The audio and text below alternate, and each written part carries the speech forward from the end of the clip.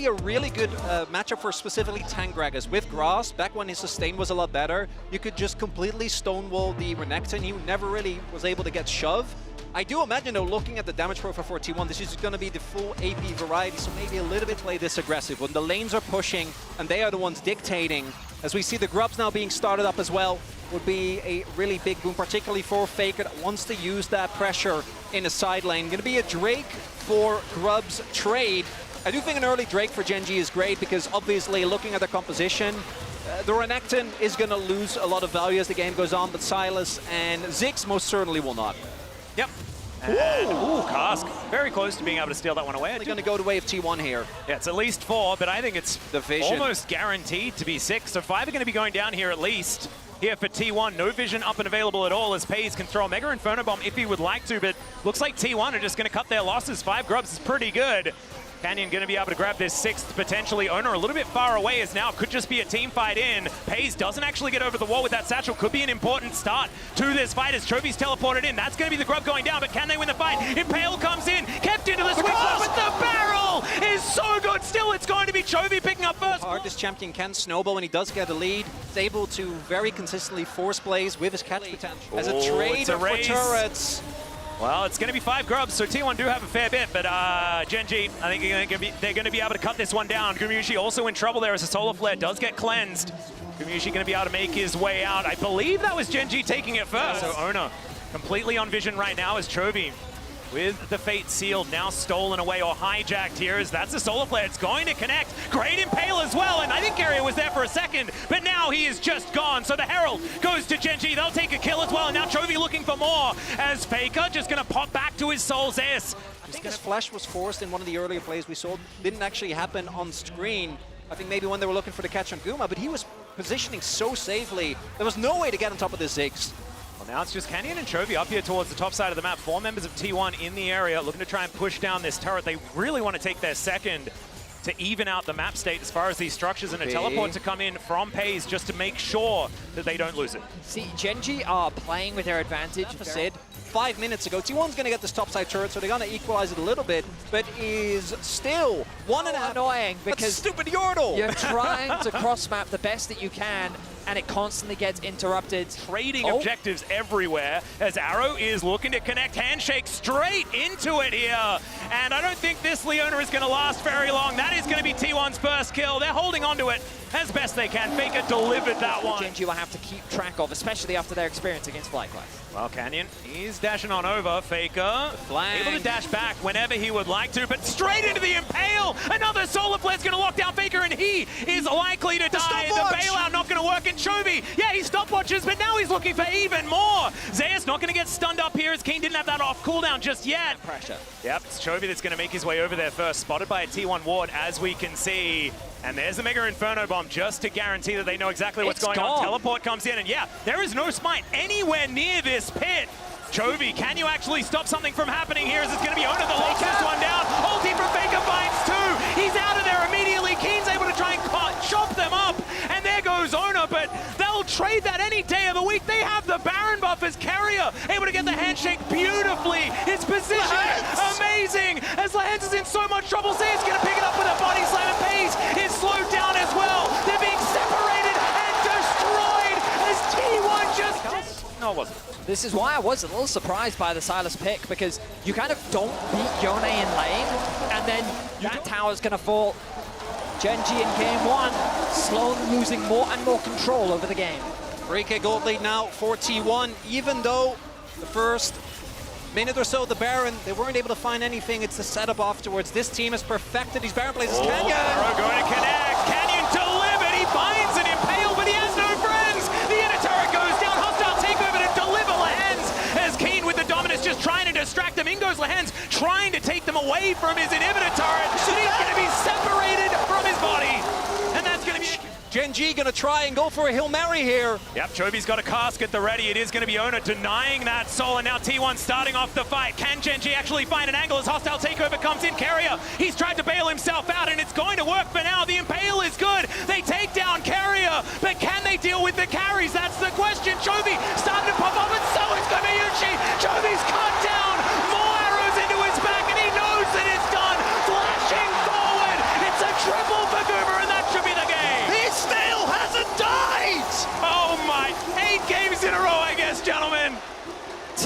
one in the final team fight of game one will snuff out Gen.G. A full-on ace at the cost of their jungle and support. The Nexus in their eyes, 30 minutes in. T1 remain the gatekeepers of the World Finals, and they'll say you'll have to try better than that if you want to make it to London. Nexus turret number one, Nexus turret number two, and T1 will take the first game in this best of five, and we'll see whether Gen.G can do. Far have been very predictable in how they have drafted and the priorities that they've used. And some of these individual champions, they've just not looked that good. And Keen on Jax, that's great. But Canyon on Skarner, Chovy's Ari. Ono, which means that the threat of the time is coming. Yep, Carrier is going to get stunned up here by Lehens as he makes his way in level 2. Only level 1 for Carrier. He's burning down. He's dead. That is going to be first blood going over to Canyon, and they'll take some plates to boot because Zeus now finds himself in a whole lot of trouble. Might have a twisted advance to try and outplay some stuff. That Arcane Smash was pretty good, or the Bramble Smash as it's known now. As Canyon underneath this turret has to flash. He's able to dodge the turret shot as a couple more autos are needed. It's Paze that locks it down, almost dies, and somehow finally Paze gets that information. Has to use the ulti. Chainstone land because the flash has to come out, and Paze is going to help now with these grubs. But that is not a lot of extra power here for Gen.G. Losing that flash, really important.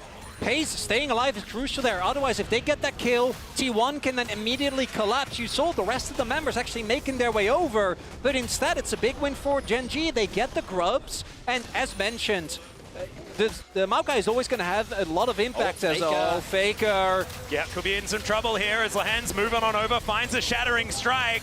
Ulti available here as Faker decides to go down, but Canyon's there to meet him. Faker now trying to change positions, but the plasma is stacked, and Paze is going to get some doing to press this advantage as much as they possibly can. First Dragon certainly going to help out with that. Nextly that a contest is going to work out. And this all comes from Chovy's prio in mid. This time around actually is able to have that very oppressive laning phase, and Faker just has to catch the wave. So I think T1 make the right call. Don't try to fight that. Instead, try to look for the cross map. Gen.G with Paze and Lehens arriving will be fine. I also want to highlight Owner now on 2 marks, found one on the Grump in top sides. But Owner, who I think was by far the most consistent. Really good about it, but Gen.G right now utilizing 6 grubs to smash down this turret. It's not a race this time. Yeah, T1 just didn't even really start. It's an awkward word to use in League of Legends. I apologize, but that's going to be Rift Herald going on over to Gen.G as well. A monopoly on these objectives so far in this game as Carrier's flashing on over. Lehens could be in trouble. Shattering strike going to hold him in place as Faker wants to be able to get a piece of this. He's not going to get not too bothered there. Keen will get the turret though. But T1 there identified. We can't really fight for the Herald. The Grubs and the Herald going over to Gen.G, but the second Dragon of the game. Oh, okay. He just wanders on in there. He'll flash away, so they at least get that. Faker also taking the outer turret on the bottom. Something's fishy. Yeah, and so he just went for it. Beautiful play from Canyon. Great read from him. The Herald gets damage is so much worse. Last time they had an incredibly quick Baron. This time that's not really going to be the case. Yep. T1 not going to be. T1's not buying it. What is Zeus? They're like, you're not going for this. Well, we'll see what they can actually get done here as it's going to be Carrier blowing up like a balloon. The Braum. That's a big piece of that puzzle missing. We'll see what they're able to do here as the nature is grasping. Does manage to stun up Canyon. He can get over that wall pretty comfortably as now they've just singled out Zeus. So much damage. Lehens takes the kill. And T1, they had the trap set up, but Gen.G don't want to go there. As now Ona trying to dash back. Keen says, no, I'm going to buy time for my teammates as Carrier comes over. The Winter's Bite does nothing in Keen. He just wants to fight again. They'll take the Baron, and Keen gets back into position. And now Canyon is just crashing into them. The 2-man impale as well. And Gen.G will destroy the Baron, destroy the team fight. And I think they're looking for the game. Gumayushi is not going to stay undying this Worlds. It is a systematic dissection of T1. One by one they fall, one by one the objectives follow. Gen.G, calm, calculate. And let's be fair, this is what we all wanted. Oh yeah. And this is beautiful execution of this draft. When you lose that Braum, you lose a crucial part of your front line. So there's no way for them to approach. He's stressed out, man. Always fantastic to check out the Gen.G coaching stuff, but like you say, once again, back in position. Keen with the Counter-Strike now on cooldown, but Gumayushi, oh my god. That was insane damage. We've also now got a Seeker's Arm Guard on Paze. They really want to finish this game right here, right now. Look at that, another Void Seeker going to connect. And Zap onto that Caitlyn. They can't walk up. Like, how are they supposed to stop this freight train from crashing into their base? Gen.G have taken 2 inhibitors in a matter of seconds. It's a 10,000 gold lead plus here with this Hex Dexol, and T1 once again throwing out some grasping nature. They try to line up behind their tank, and it is absolutely working. Paze is indeed unstoppable as Carrier goes down. The Killer Instinct is named well as theirs is his second one. The Lambs Respite going to keep them alive for now, but who's it healing? It's only healing Gen.G as they move to 1-1 in this series. I like that they're going to go for something a lot more well-rounded, and they did have a really good game on it in game number 2. Yep, the pretty standard option in the rel. But like you say, I actually think playing for Lehenz's comfort is a really good idea after what we said. There are a lot of bad guys in the brush. Oh no, there's the charm that crashed down as well. It's a dead Gragas. It's going to take a little bit of time because he's relatively tanky. Is very happy to just wait till level 6. You have a Vi composition on one end, a Nocturne on the other. It's just going to be a trade here. Does mean that this time Gen.G not going to have the Jax with an unreasonable amount of grubs. Even early trades here. Certainly feels good for T1. This time it's going to be a trade, so it's not going to be the grubs team picking up all of the dragons as well. Feeling a lot more even. Wanting to spend his earned gold from Ash those arrow. 4 players. Oh god, okay, the arrow is going to connect. The Counter-Strike wears off, but there's the cease and desist! And he can't flash Leap Strike out of that one, and even though he had the Grandmaster's might, he's still going down. Oh, not the T1 TP. yeah, the teleport flank angle is coming in here. Keen, good position to start this one off. He's just beelining right in there. Paranoia comes down. They do throw out the ulti. Carrier trying to keep them at bay, and oh no! There goes Lehenz, and now Faker is caught onto Keen, lands the Shuriken, and he's going to wait for the Leap Strike. There's the max range Q, and that's Faker's Akalia Worlds, ladies and gentlemen. And that is Faker coming in huge, but it's the team response from T1 that's the biggest thing here. Chovy couldn't join that. to the style of T1, and their ability to take these early skirmishes wasn't there in game 2, but you can see how prepared they were. Can't join the fight. Yeah, and Keen and Lehenz spent most of that fight fighting each other. Seeding more, and T1, no, like we don't have to dive this, we can just poke them down. The only way with the range that Gen.G have that they can never really push back is if they're extremely volatile. Because they are both so short range, you really... He's doing his very best to try and clear things out. Dustbringer should be able to help, as there's the charge, and this turret's not going to be long for the world. Oh my god, the damage! The arrow's going to connect, and Lehenz trying to crash his way out. She says no! He has his bow primed, and it's another... Oh, never mind, not another charge. That's a smite coming through. Oh. Maybe it was a bait cease and desist, and it's a double kill!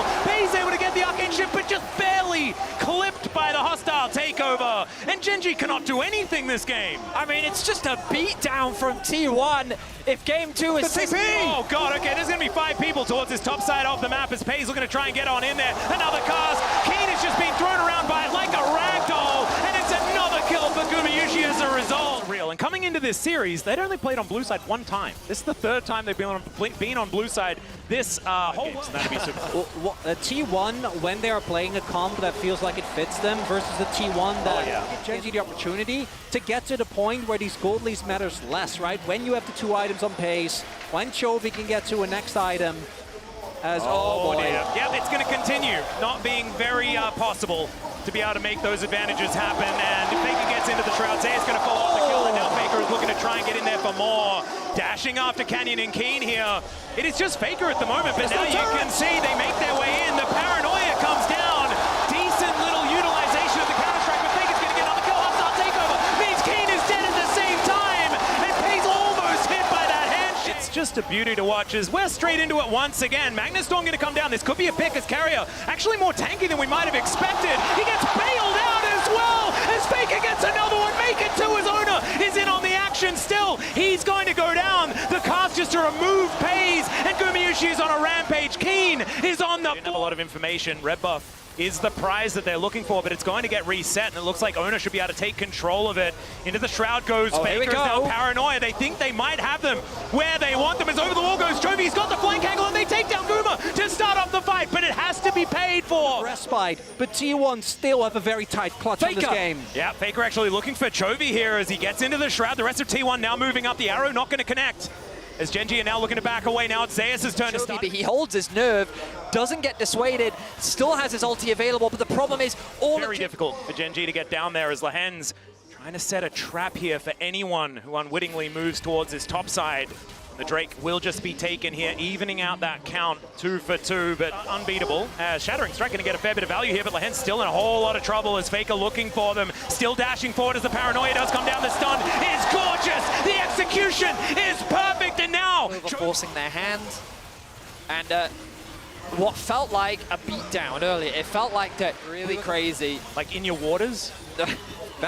Oh, yeah, Owner was thinking about it. The arrow is going to go wide, but still Spirit Rush has to be invested as Pace gets caught by Handshake, and now over the wall they go, but Owner might be going a little bit too far. You've got Zeus coming in, though, just trying to be the hero. And speaking of heroes, Faker finds Pace, but not enough damage. Lahen's the first to go down in the exchange, and now Genji are scattered. Pace is dead, and Zeus says, you cannot take this belly. It's going to be Canyon that goes down next, and T1 will take down this inhibitor turret. It took a little while, but I think they're just going to move through and win Game 3. And all that tension deflates as the turnaround is found. T1 not going to let Genji claw their way back in this game. Canyon tries to flash just to clear the wave. Yeah, King desperately trying to hold him, but he cannot, and now it's Chovy left on his lonesome. He's going to need to be that hero as these minions are going to now join these Nexus turrets. Lahen's just trying to buy some time, and he knows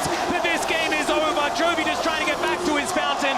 Goes golden alongside Faker as the Nexus is not going to go down.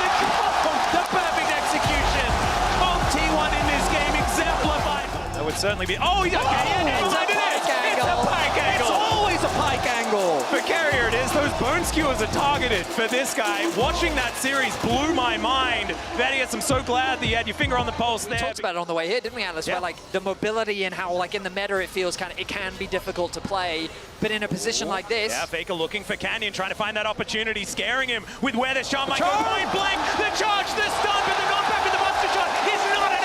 The stats here for both Faker and Chovy, and it is a different story when it's the unkillable Demon King that has it. As another charm is going to connect him. Yuji executes. Lahen's, they do try and even out the fight as Faker is evicted, but T1 is still standing their ground. A great start for the defending world champions as Genji do manage to get back some control of this grub pit, and I believe for the very first time we're going to trade a couple of grubs instead of just taking 3. That's such a hefty... I've read the play effectively. Faker's on the rotation. Carrier. Yeah, can he charge it? He does find a knockback onto Pace. There's the crash into the wall as well. Lahen's just caught out and explodes. Owner's going to grab kill credit for that. Just yet. In the shellackings that we had games 2 and 3, it's because Genji and T1 both enabled their win. This is going to be a difficult objective to contest, meaning the 4 grubs will go in the favor of T1. Don't let it go. No possible contest, and a Nidalee composition that isn't able to snowball early objectives. And a Tristana composition that doesn't get a decent amount of grubs. Yep, quite rough, and there is vision. Genji obviously knew that this was happening. We got to lock it in as Keen gets in there before the arrow does come down. Slightly mistimed, but yeah, Keen was already softened up. And you can see Zeus makes his way into the mid lane. They are taking control of the lanes as Genji are committing onto this Rift Herald. Chains of Corruption going to connect onto Lahen's. He's throwing down the ulti, but he's just dead. There's nothing he can do, but Keen gets rid of 2, and now Faker, he's able to dance his way out. Carrier, he's burning, but he should be absolutely fine. Regens that health because he's out of vision. And Chovy still in a little bit of trouble. Zay's going to take a mid lane out of turret at the same time. Second dragon of the game will go towards T1, equalizing that up. But the goal difference is the most crucial thing. And T1 going to be able to clean up the last remaining outer turret here as well. Faker going to claim credit for that one. And I know we've mentioned it a lot as a hold that fought lands might be in trouble again, but looks like he's going to be okay. Although Guma... Oh, manages to catch him on the juke, and he explodes one more. Canyon there, but gets the true damage on that Orbit Deception as Lahen's allowed to drive once again. I don't know about it as he gets pulled back immediately, but he's able to absorb a lot of it still. The answering Impale is so good. The arrow is going to connect onto the backline, onto Carrier. Set up for this top tower, but the TP is committed. Can they dive? We'll see. It's going to be a fair bit of damage onto this one. Spear is going to be coming out perfectly. There's the twisted advance. The charm goes wide. Faker's dead. That is going to be Canyon taking him down, but it's now Zeus trying to be the hero. He catches Canyon with the counter-strike stun, and he's under the wrong